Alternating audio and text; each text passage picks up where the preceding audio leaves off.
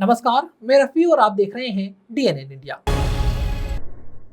नगर निगम में कार्यरत अस्थायी सफाई कर्मचारियों का वेतन बढ़ाने तथा श्रमिक हितों से जुड़ी मांगों को लेकर चल रहा आंदोलन लगातार तेज होता जा रहा है। कर्मचारियों का धरना गुरुवार को 11वें दिन भी जारी रहा।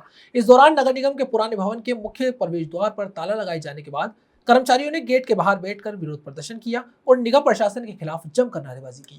अजमेर नगर निगम में कार्यरत अस्थायी सफाई कर्मचारियों का वेतन बढ़ाने और श्रमिक हितों से जुड़ी मांगों को लेकर चल रहा आंदोलन लगातार तेज होता जा रहा है। कर्मचारियों का धरना गुरुवार को 11वें दिन भी जारी रहा। इस दौरान नगर निगम के पुराने भवन के मुख्य प्रवेश द्वार पर ताला लगाए जाने के बाद कर्मचारियों ने गेट के बाहर बैठकर विरोध प्रदर्शन किया और निगम प्रशासन के खिलाफ जमकर नारेबाजी की। प्रदर्शन कर रहे कर्मचारियों का कहना है कि वह पिछले कई दिनों से अपनी जायज मांगों को लेकर शांतिपूर्ण तरीके से आंदोलन कर रहे हैं, लेकिन उनकी समस्याओं का समाधान करने के बजाय प्रशासन उनके आंदोलन को दबाने का प्रयास कर रहा है। कर्मचारियों ने आरोप लगाया कि नगर निगम प्रशासन ठेकेदारों के खिलाफ कार्यवाही करने के बजाय आंदोलनरत कर्मचारियों को ही निशाना बना रहा है। अस्थायी सफाई कर्मचारियों ने बताया कि उनकी प्रमुख मांग प्रतिदिन 500 रुपए के हिसाब से वेतन भुगतान सुनिश्चित करने की है। उनका कहना है कि वर्तमान महंगाई के दौरान में उन्हें मिलने वाला पारिश्रमिक परिवार के भरण पोषण के लिए पर्याप्त नहीं है। धरनारत कर्मचारियों ने बताया कि गुरुवार सुबह जब वे नगर निगम पहुंचे तो मुख्य द्वार पर ताला लगा हुआ मिला। साथ ही परिसर के बाहर पुलिस बल भी तैनात किया गया था। इसके चलते कर्मचारियों को निगम परिसर के भीतर बैठने की अनुमति नहीं मिली और उन्होंने गेट के बाहर ही धरना जारी रखा। कर्मचारियों ने इसे उनकी आवाज दबाने का प्रयास बताते हुए प्रशासन के रवैये पर नाराजगी जताई। आज अस्थायी कर्मचारियों का 11वां हड़ताल का दिन है और इस विमल राज कंपनी का आज 11वां भी है, कीर्तन भी उसका। प्रशासन इतना बौखला गया, इतना डर गया है इस वाल्मीकि समाज से, जो प्रशासन ने मेन गेट पे ताला लगाकर वाल्मीकि समाज को रोड पे उतार दिया है। प्रशासन ने और ठेकेदार ने पहले ही समाज को रोड पे उतार रखा था। 11 दिन से हम हड़ताल बिल्कुल शांतिपूर्वक कर रहे थे, कोई प्रशासन से हमारा लड़ाई नहीं थी। हमारी लड़ाई ठेकेदार से थी, ठेकेदार के द्वारा हो रही थी, पर ये प्रशासन इस वाल्मीकि समाज को ही दोबारा ये कर रहा है। तो ये ठेकेदार पे क्यों नहीं कार्रवाई करता, हमारे पे ही कार्रवाई कर रहा है। सारी कार्रवाई हमारे पे क्यों होती है? हम तो हमारे हक के लिए लड़ रहे हैं और हमारा हक है तो हमारा हक ही मांग रहे हैं। ठेकेदार पे क्यों कार्रवाई हो रही नहीं हो रही? हमारी मांग है जो हमारा वेतन है उस वेतन को हमारे जल्द से जल्द पूरा किया जाए। आज नगर निगम के अंदर बाहर हम आए तो हमारे यहाँ पे देखा तो यहाँ पे नगर निगम गेट पे ताला लगा दिया गया है। हमें बाहर बैठना पड़ रहा है, जबकि प्रशासन से हमारी ऐसी कोई इतनी विरोध लड़ाई नहीं है जो कि हमें बाहर बैठना पड़ रहा है। हमारी वजह से हमने किसी को परेशान नहीं किया है। हमारी एक ही मांग है 500 रुपये प्रतिदिन, फिर भी हमने हमारी मांग को नीचे करके 12,000 रुपये पर आ गए हैं, फिर भी प्रशासन हमारी मांग नहीं मान रहा है। प्रशासन नगर निगम अजमेर में बाहर हमें गेट पे ताला लगा के बाहर कर दिया गया हमें, फिर भी हम यहीं बैठे हैं। यहाँ से हम नहीं उठेंगे जब तक हमारी मांग पूरी नहीं होगी। मुस्लिम महिलाओं के आर्थिक सशक्तिकरण, स्वरोजगार और हुनर को पहचान दिलाने के उद्देश्य से मुस्लिम मोची मोहल्ला स्थित मोइनिया हॉल में आयोजित 2 दिवसीय KGN trade and exhibition 5 and food festival शहरवासियों के आकर्षण का केंद्र बना हुआ है। महिलाओं द्वारा संचालित इस आयोजन में उद्यमिता, रचनात्मकता और आत्मनिर्भरता का अनूठा संगम देखने को मिल रहा है। मुस्लिम महिलाओं के आर्थिक सशक्तिकरण, स्वरोजगार और हुनर को पहचान दिलाने के उद्देश्य से मुस्लिम मोची मोहल्ला स्थित मोइनिया हॉल में आयोजित 2 दिवसीय KGN trend and exhibition 5 and fast food festival शहरवासियों के आकर्षण का केंद्र बना हुआ है। महिलाओं द्वारा संचालित इस आयोजन में उद्यमिता, रचनात्मकता और आत्मनिर्भरता का अनूठा संगम देखने को मिल रहा है। केजीएन वुमेन वेलफेयर सोसाइटी के तत्वावधान में आयोजित इस मेले में बड़ी संख्या में महिला उद्यमी और गृहिणियां अपने उत्पादों, कला और व्यावसायिक कौशल का प्रदर्शन कर रही है। आयोजन महिलाओं को आर्थिक रूप से मजबूत बनाने और उन्हें अपने हुनर को बाजार तक पहुंचाने का अवसर प्रदान कर रहा है। संस्थान की अध्यक्ष सैयदा तस्कीन चिश्ती एवं सैयदा आदिला नासिर ने बताया कि मेले का मुख्य उद्देश्य महिलाओं को ऐसा मंच उपलब्ध कराना है जहां वे अपने व्यवसाय, कला और उत्पादों का प्रदर्शन कर आत्मनिर्भरता की दिशा में आगे बढ़ सके। उन्होंने कहा कि महिलाओं की आर्थिक भागीदारी न केवल परिवार बल्कि समाज और राष्ट्र के विकास की भी मजबूत आधारशिला है।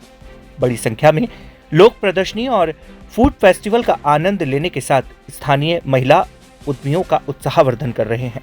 यह आयोजन महिलाओं के सपनों को नई उड़ान देने और आत्मनिर्भर भारत की भावना को मजबूत करने की दिशा में एक सराहनीय पहल साबित हो रहा है। KGN विमेन वेलफेयर सोसाइटी की तरफ से ये हमारी 5th एग्जीबिशन है, KGN trade and exhibition food festival. इसका मोटिव है औरतों को जो घर से स्मॉल बिजनेस करती हैं उनका प्रमोशन और उनको एक प्लेटफॉर्म प्रोवाइड किया है उनके बिजनेस को स्केल अप करने के लिए। कितनी मुस्लिम औरतें इसमें जुड़ी हैं? तकरीबन 55 स्टॉल्स हैं, कॉन्सिक्यूटिवली ये मल्टीप्लाई हुई हैं और इस बार 5th वाले में हमारे पास 55 स्टॉल्स हैं। तो आप you can take it a brief. अब तक कितनी लग चुकी है? 5 बार लगी हैं, ये 5th वन है। इसमें कहाँ से वुमन आई है? इसमें हमारी कम्युनिटी से हैं और मतलब इसका जो डायमीटर है ना अब इंक्रीज हो रहा है। हमारे पास बाहर से स्टॉल्स की भी क्वेरीज आती हैं, लेकिन जितनी हम अभी एडजस्ट कर सकते हैं वी आर ट्राइंग।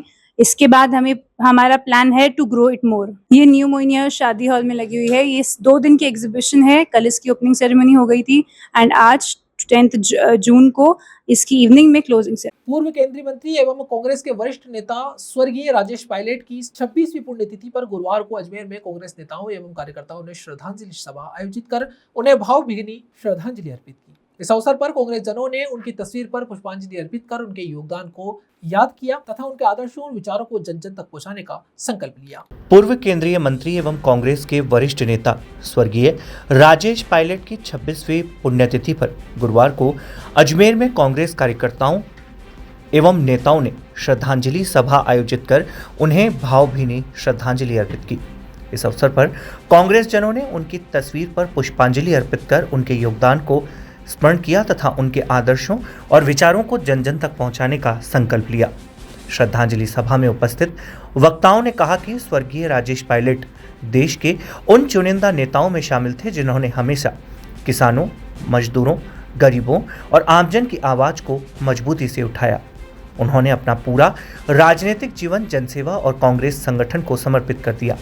उनके सरल स्वभाव, ईमानदार कार्यशैली और जनता के प्रति समर्पण के कारण वे आज भी लोगों के दिलों में जीवित है।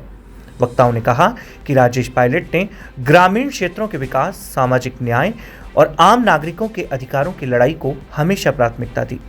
श्रद्धांजलि सभा में उपस्थित सभी कांग्रेस जनों ने 2 मिनट का मौन रखकर स्वर्गीय पायलट को श्रद्धासुमन अर्पित किए तथा उनके बताए मार्ग पर चलने का संकल्प लिया।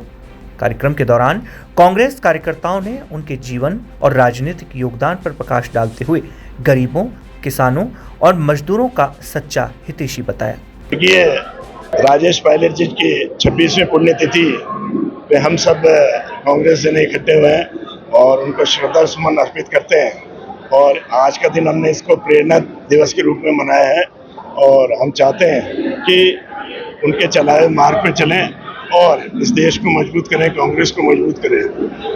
उन्होंने एक छोटे से परिवार में यूपी में जन्म लिया, किसान नेता के रूप में उभर के आए। उसके बाद 1971 की जो हिंदुस्तान पाकिस्तान की लड़ाई थी उसमें एज पायलट के रूप में रहे। उसके बाद वो जब राजनीति में आए तो चाहे संचार क्रांति हो या जब होम मिनिस्टर थे तो कश्मीर की समस्या हो, नॉर्थ ईस्ट की समस्या हो, उन्होंने काफ़ी संघर्ष से और इस देश को बचाया है। इसके लिए हम उन्हें श्रद्धा सुमन अर्पित करते हैं। इस पायलट जी की पुण्यतिथि है, 26वीं पुण्यतिथि जो सद्भावना दिवस के रूप में मनाई है। जिस प्रकार से आज सारे कांग्रेसियों ने मिलकर एक साथ सद्भावना दिवस के रूप में उनकी पुण्यतिथि को मना रहे हैं, इसी प्रकार से जब उन्होंने देश में आतंकवाद था तब राजेश पायलट जी ने हमेशा से देश सेवा की है, कांग्रेस के प्रति समर्पित भाव रहे हैं और कांग्रेस के कार्यकर्ताओं के लिए हमेशा खड़े रहे हैं। तो ऐसे नेता के लिए हम अपनी सच्ची श्रद्धांजलि अर्पित करते हैं और कोशिश करेंगे कि कांग्रेस में इस तरह के नेता रहे और उनके साथ मिलकर काम करें। यहाँ रुकते एक छोटे से ब्रेक के लिए, जल्द हाजिर होंगे खबरों के नए सफर के साथ। कैंसर बीमारी ही ऐसी है, चिंता तो होगी ना। लेकिन अब अपनी चिंता को बदलो विश्वास में, क्योंकि आदिनाथ कैंसर मेडिसिटी में है रेडियोथेरेपी, कीमोथेरेपी और कैंसर सर्जरी के उपचार के साथ आधुनिक सुविधाएं भी। विजिट करें आदिनाथ कैंसर मेडिसिटी एट चाची आवास अजमेर।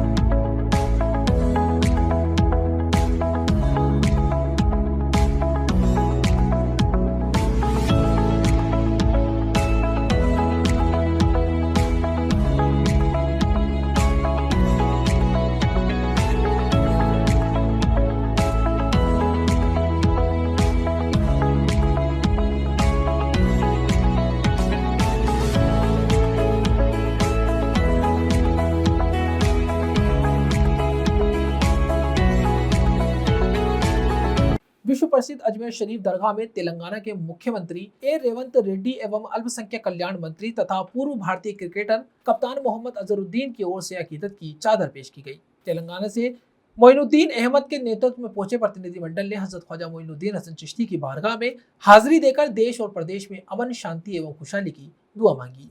विश्व प्रसिद्ध अजमेर शरीफ दरगाह में तेलंगाना के मुख्यमंत्री ए रेवंत रेड्डी एवं अल्पसंख्यक कल्याण मंत्री तथा पूर्व भारतीय क्रिकेट कप्तान मोहम्मद अजहरुद्दीन की ओर से अकीदत की चादर पेश की गई। तेलंगाना से मोइनुद्दीन अहमद के नेतृत्व में पहुंचे प्रतिनिधिमंडल ने हजरत ख्वाजा मोइनुद्दीन हसन चिश्ती की बारगाह में हाजिरी देकर देश और प्रदेश में अमन, चैन, शांति एवं खुशहाली की दुआ मांगी। दरगाह के गद्दीनशीन पीर सैयद सुल्तानुल हसन मिसबाही ने प्रतिनिधिमंडल को दरगाह की जियारत करवाई तथा दस्तारबंदी कर तबरुक भेंट किया। चादर का जुलूस बुलंद दरवाजा से सूफियाना कव्वालियों के साथ रवाना होकर जन्नती दरवाजा होते हुए आस्थाना शरीफ पहुंचा, जहां चादर पेश की गई। इस अवसर पर शाहजानी मस्जिद में विशेष दुआ का आयोजन किया गया। ख्वाजा गरीब नवाज की मजार मुबारक पर देश, तेलंगाना राज्य और समाज में भाईचारे, शांति एवं विकास की दुआ मांगी गई।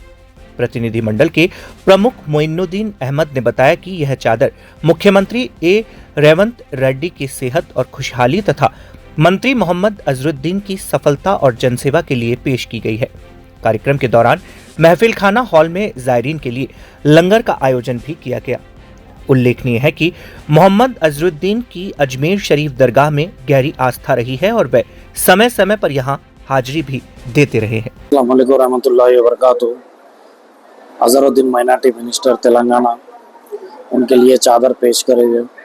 दुआ के लिए, उनके सेहत के लिए, मिनिस्ट्री अच्छा वो करने के लिए, दुआ करने के लिए चादर पेश करे, लंगर कराए।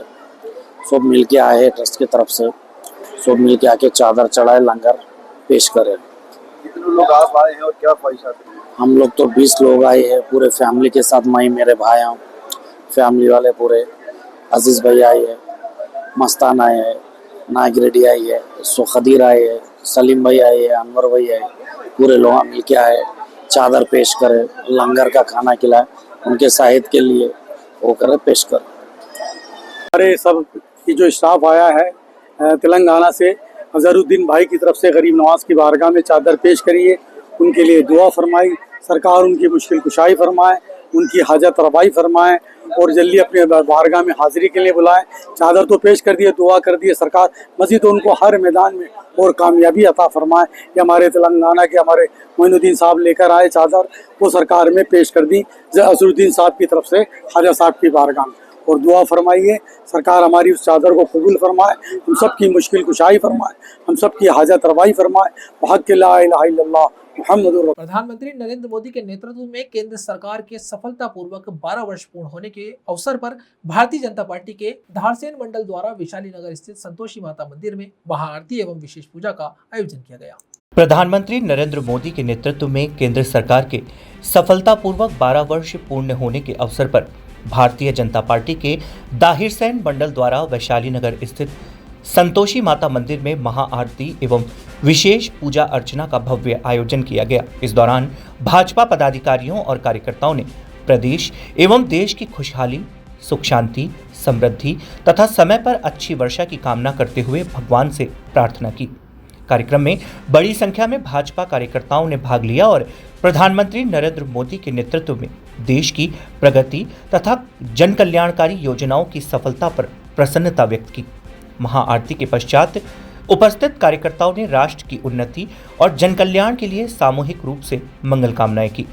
दाहिरसैन मंडल अध्यक्ष विक्रम सिंह राठौड़ नीमरी एवं जिला मीडिया प्रभारी विक्रम सिंह राठौड़ ने बताया कि प्रधानमंत्री नरेंद्र मोदी के नेतृत्व में देश ने विकास, सुशासन और वैश्विक प्रतिष्ठा के नए आयाम स्थापित किए हैं।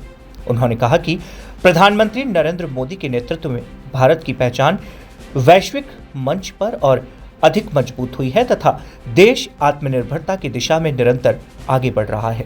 देखिए, आज का दिन पूरे विश्व में और भारत सरकार के लिए एक ऐतिहासिक दिन, प्रत्येक भारतीय का गर्व सीना है वो चौड़ा हो गया है। 140 करोड़ जनता के लिए ऐतिहासिक दिन है। पूरे देश के अंदर वर्तमान में खुशहाली है, सुख है, समृद्धि है, शांति, सौहार्द है, समृद्धि। और हम सब ने आज प्रार्थना करी है, सभी मंदिरों में हवन किए हैं और आह्वान किया है कि आने वाले वर्ष में हमारे लिए, आने वाले मौसम में हमारे लिए अनुकूल वर्षा रहे और हमारे प्रधानमंत्री जी की दीर्घायु हो। क्योंकि वर्तमान समय में जो प्रधानमंत्री है वो ऐतिहासिक उन्होंने काम किया। उन्होंने 4 करोड़ से अधिक घर बनाए, 15 करोड़ से अधिक घरों में अंदर उन्होंने बिजली पहुंचाई है, हर घर नल पहुंचाया है हर घर में।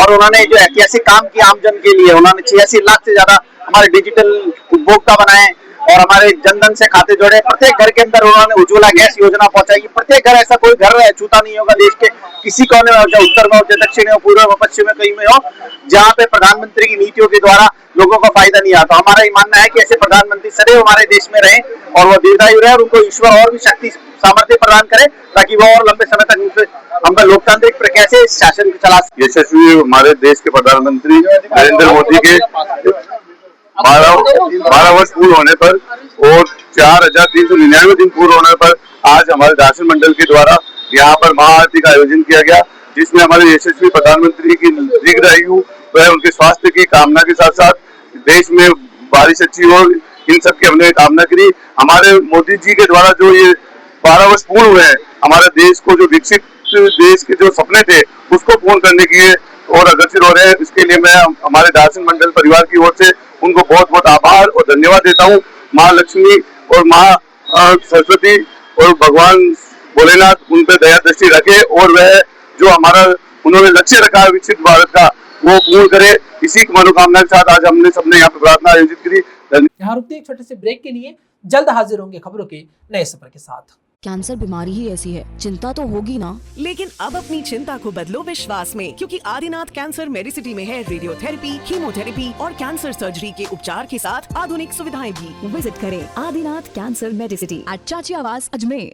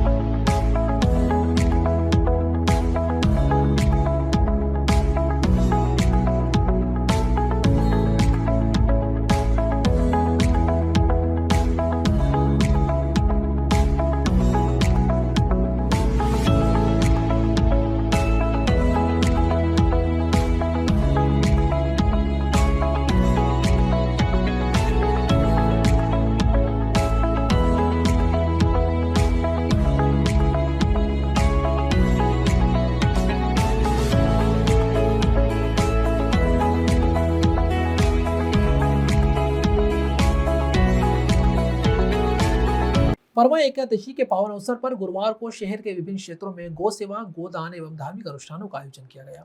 इसी क्रम में अजमेर स्थित सीता गौशाला में भी विशेष कार्यक्रम आयोजित हुए, जहां बड़ी संख्या में श्रद्धालुओं ने पहुंचकर गौ माता की सेवा की तथा धार्मिक अनुष्ठानों में भाग लिया। परमा एकादशी के अवसर पर गुरुवार को अजमेर शहर के विभिन्न क्षेत्रों में गौ सेवा, गोदान एवं धार्मिक अनुष्ठानों का आयोजन किया गया।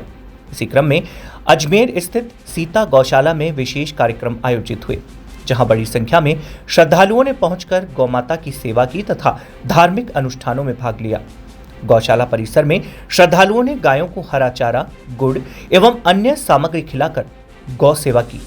वहीं कई श्रद्धालुओं ने गौदान कर पुण्य लाभ अर्जित किया। कार्यक्रम के दौरान वैदिक मंत्रोच्चार के बीच हवन एवं पूजा अर्चना का आयोजन भी किया गया, जिसमें महिलाओं, युवाओं एवं बुजुर्गों ने उत्साहपूर्वक भागीदारी निभाई। सीता गौशाला समिति के पदाधिकारी गिरधारी मंगल ने बताया कि सनातन धर्म में परमा एकादशी का विशेष महत्व माना जाता है। इस दिन गौ सेवा और गौदान करने से विशेष पुण्य की प्राप्ति होती है तथा व्यक्ति के जीवन में सुख, समृद्धि और सकारात्मकता का संचार होता है। उन्होंने बताया कि गौ माता भारतीय संस्कृति और सनातन परंपरा का महत्वपूर्ण आधार है। गौ सेवा को केवल धार्मिक दृष्टि से ही नहीं बल्कि सामाजिक एवं मानवीय दृष्टिकोण से भी अत्यंत महत्वपूर्ण माना गया है। इसी भावना के साथ लोगों ने गौशाला पहुंचकर गायों की सेवा की और उनके संरक्षण एवं संवर्धन का संकल्प लिया। कार्यक्रम के दौरान गौशाला परिसर भक्तिमय वातावरण से सरोबार रहा। श्रद्धालुओं ने गौमाता की पूजा अर्चना कर परिवार की सुख शांति, समृद्धि एवं देश की खुशहाली की कामना की। हाँ, मैं श्री सीता गौशाला से गिरधारी मंगल यहाँ पे उपाध्यक्ष के रूप में आज एकादशी, कमला एकादशी का पर्व है। आज के दिन दान धर्म पुण्य का बहुत महत्व है। लोग बाग गौदान करते हैं, गौओं की सेवा करते हैं और अभी जो पर्व चल रहा है, महा चल रहा है, उसका भी बहुत महत्व है। और विशेष तौर पे जो गौदान किया जाता है, तो हम सनातन में ऐसा माना जाता है कि गौदान से हमारी जितनी पापों की जो है वो नाश होता है। गौ में सारे देवता 36 करोड़ देवी देवताओं का वास माना जाता है, लक्ष्मी का, विष्णु का, समस्त देवी देवताओं का।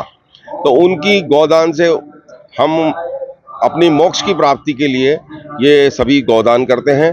गौ में जो है मूत्र है, गोबर है, दूध है, ये सभी चीज़ जितनी भी गौ की जो वस्तु है उससे सनातन में हम उसको इतना पवित्र मानते हैं कि हमारे जितने भी हिंदू धर्म है, सनातन में सभी लोग गौदान का सबसे बड़ा महत्व है। हम गौ की सेवा करते हैं, गौ को माँ मान के हैं, माँ के रूप में उसकी पूजा करते अर्चना करते हैं। तो मैं इसी रूप में अभी सभी सनातन से कहता हूँ कि आप गौ से अधिक सेवा करें, गौ माता को अधिक से अधिक अपना सम्मान दें, उसको जितना पालन पोषण कर सकते हैं हम गौ के लिए, वो सबके लिए बहुत हमारे लिए। पुष्कर क्षेत्र के ग्राम गोवली एवं तिलोरा में स्थित गोचर भूमि को उद्यान विभाग में बीज गोदाम के नाम किए जाने के निर्णय पर ग्रामीणों ने भारी नाराजगी जताई। ग्रामीणों का कहना है कि वर्षों से यह भूमि गांव के पशुओं के चरने तथा गौवंश संरक्षण के लिए उपयोग में ली जाती रही है। ऐसे में इसका स्वरूप बदलना ग्रामीण हितों के विपरीत होगा। पुष्कर क्षेत्र के ग्राम गोवलिया एवं तिलोरा में स्थित गोचर भूमि को उद्यान विभाग में बीज गोदाम के नाम किए जाने के निर्णय को लेकर ग्रामीणों में भारी नाराजगी देखने को मिल रही है। ग्रामीणों का कहना है कि वर्षों से यह भूमि गांव के पशुओं के चरने तथा गौवंश संरक्षण के लिए उपयोग में ली जाती रही है। ऐसे में इसका स्वरूप बदलना ग्रामीण हितों के विपरीत है। ग्रामीणों ने बताया कि आयोजित समस्या समाधान शिविर में पहुंचकर जिला कलेक्टर को ज्ञापन सौंपा और गोचर भूमि को अन्य विभाग के नाम करने की प्रक्रिया को तत्काल निरस्त करने की मांग की। ज्ञापन में ग्रामीणों ने बताया कि क्षेत्र में बड़ी संख्या में गाय एवं अन्य पशु हैं, जिनके लिए गोचर भूमि अत्यंत आवश्यक है। यदि इस भूमि का उपयोग अन्य कार्यों के लिए किया गया तो पशुपालकों और गौवंशों को गंभीर परेशानियों का सामना करना पड़ेगा। ग्रामीणों ने प्रशासन से मांग की कि उक्त भूमि को पुनः गोचर भूमि के रूप में सुरक्षित रखा जाए तथा वहां गौशाला के निर्माण की योजना बनाई जाए। आज उपखंड स्तरीय जन सुनवाई थी, जिसमें यहाँ कस्बे से और बाहरी गाँवों से जो भी लोग आए उनकी हमने प्रार्थना पत्र लिए हैं और जो तात्कालिक होने वाले कार्य थे वो तो हमने आज ही कर दिए और उनमें से कुछ काम ऐसे हैं जो विभिन्न विभागों के हम उनको ऑनलाइन चढ़वा के और उन विभागों को भेजेंगे और तुरंत उनका विस्तारण करवाएंगे। हमारे गांव ग्राम पंचायत तिलोरा और गोवलिया को लोगों को पता चला कि ग्राम गौचर, हमारी गोवलिया के अंदर गौचर ज़मीन है, उसके अंदर किसी लोगों ने या तो जयपुर से आदेश हुआ या अजमेर से हुआ, किसी को अलॉटमेंट करी एडी वालों ने। सुनवाई आई, हमारे नोट नहीं लगा, लेकिन कागजों में भी गौचर बोल रही है। नहीं कह रहे हैं 60 बीघा ज़मीन हॉर्टिकल्चर विभाग को दे दी। तो गाँव वालों ने तो पूछा न, ग्राम पंचायत कभी एनओसी ली और गाँव वालों में रोष है कि हमारी गायें कहाँ चलेगी। गायों के लिए गौशाला खुल रही है जगह जगह हर पंचायत में और गायों के लिए जगह सुरक्षित रखी है और हमारे लिए गायों की ज़मीन को इन्होंने अलग डिपार्टमेंट दे दी है, गलत है। गाँव वालों भाई आक्रोश है, तो इसलिए गाँव वाला कह रहे भाई हमारे आज यहाँ समय समाधान कैंप था, इसलिए कलेक्टर साहब, एडी साहब सभी यहाँ आए हुए थे। सबको हमने यहाँ एसडीओ साहब को ज्ञापन दिया कि हमारी ज़मीन को खारिज की जावे, इनको ज़मीन कहीं दूसरी जगह दी जावे और ये ज़मीन गायों के लिए रखी जाए सुरक्षित। और ये गौशाला हमने पहले प्रस्ताव भी दिया था गौशाला बनाने का और हमारे गौशाला के लिए अलॉटमेंट की जाए लगभग 10-15 बीघा ज़मीन और इस ज़मीन को गायों को चढ़ने के लिए सुरक्षित रखी जावे। हम ग्राम गोवलिया के सभी लोग आए हुए हैं। हमारे गौचर ग्राम पंचायत गोवलिया के अंदर वो गौचर का उस मैटर के मैंने हम लोग सब अगटे हुए, कलेक्टर साहब को भी ज्ञापन दिया, एसडीओ साहब को भी दिया और इनको बिल्कुल खारिज करवानी है। मासिक जन सुनवाई यहाँ उपखंड कार्यालय में चल रही है। कलेक्टर साहब का भी आने का था पर कलेक्टर साहब आए नहीं, तो हमने उपखंड अधिकारी जी को ये पुष्कर क्षेत्र की जो आम जन से जुड़ी बुनियादी समस्या है उनके संबंध में मांग पत्र दिया है और जो यहाँ प्रक्रियाधीन विकास कार्य चल रहे हैं उनकी समीक्षा और निगरानी के लिए कुछ बातें उनको भाई इसकी निरंतर निगरानी और समीक्षा होती रहनी चाहिए। पुष्कर शहर में अतिक्रमियों ने नालियों पे और सभी जगह रास्तों पे जमकर कब्जे कर रखे हैं। यातायात का कोई प्लान नहीं है यहाँ पे। पुष्कर शहर की जो बस्तियाँ हैं वो सारी जलमग्न हो जाती है मानसून में और एक जो 12 करोड़ का नाला बना है वो बरसाती नाला उसमें कीचड़ और मिट्टी भरी हुई है, और यदि मानसून से पूर्व उसको सफाई नहीं करवाया गया तो ये सारी मिट्टी और कीचड़ जाके वहाँ वेल में जाएगा, और ये जो मशीनरी लगाई हुई है वो सारी जाम होगी बरसात के दिनों में। और एक मुख्य रूप से जो 10,000 की आबादी पे जो पेयजल पाइपलाइनें लगी हुई हैं, बनी हुई है यहाँ, वो सब पुरानी हो गई, प्रेशर से पानी देते ही वो फट जाती है। आज आबादी 35,000 हो गई, 15,000 यात्रियों का रोजाना आना जाना, 50,000 आबादी के लिए पेयजल की लाइनें पर्याप्त नहीं है। तो 27 करोड़ का योजना है, उसकी क्रियान्विति होनी चाहिए, और नई पाइपलाइनें बननी चाहिए, और पानी की टंकियाँ बननी चाहिए। और आज विशेष रूप से जो राज्य सरकार ने 12 जून से 15 जुलाई तक जो शहरी सेवा केंद्र चालू करने का निर्णय लिया है, उसमें जो हमारी डी नोटिफाइड कच्ची बस्तियां हैं उसके लिए भी एक रेट निर्धारित कर दी गई है कि डीएलसी रेट के 25% पे भू नियमन उनका कर दिया जाएगा। तो अब ये भी रास्ता खुल गया है कि पुष्कर की जो 7 कच्ची बस्तियां हैं, जो डी नोटिफाइड कच्ची बस्तियां हैं, उनको जिनमें 1,000 लोगों को चयनित मान लिया गया, तो उनको भी पट्टे दिलवाने के लिए हमने वहाँ कमिश्नर साहब भी बैठे थे, उनको भी आगाह किया कि आप कैंप में प्राथमिकता से कच्ची बस्ती के भू स्वामित्व के पट्टे 25% की डीएलसी राशि लेकर सबको भू स्वामित्व का अधिकार दें। ये सब बातें आज जो हमारी बुनियादी बातें थी, बुनियादी समस्याएं थी, इसके लिए आज हमने खबरों के सफर में अभी सिर्फ इतना ही। फिर हाजिर होंगे खबरों के नए सफर के साथ। तब तक के लिए दीजिए इजाजत। नमस्कार।